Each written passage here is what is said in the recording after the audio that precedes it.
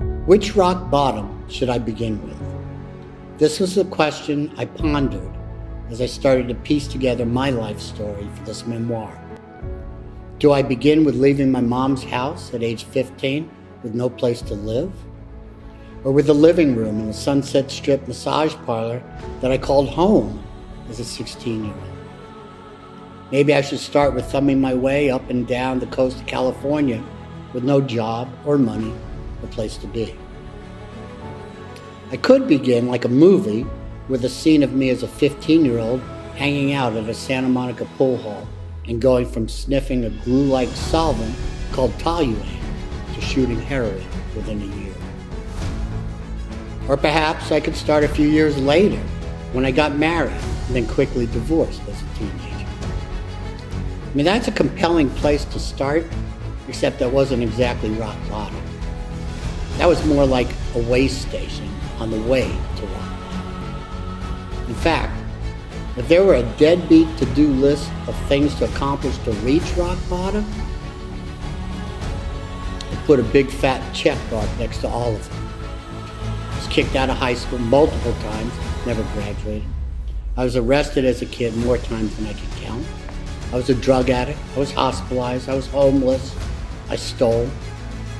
I mean, even as I write this, I can't believe my life turned out as it did.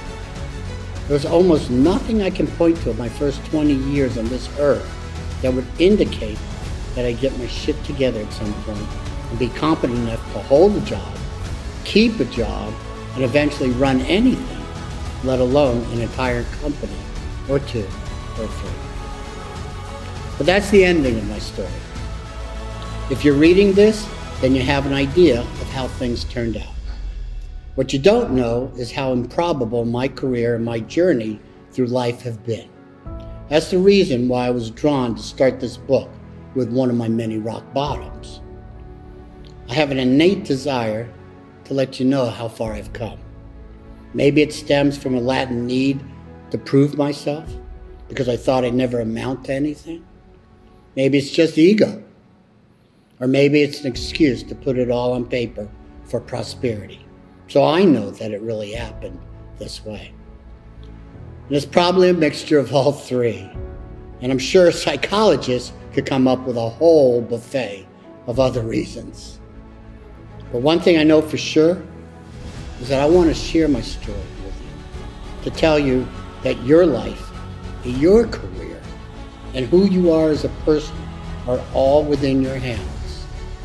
You can fall all the way down to a dark place where you can't see your way out, and then sheer grit and gumption and tenacity, and yeah, a little luck in the right places and a lot of blessings, you can claw your way out.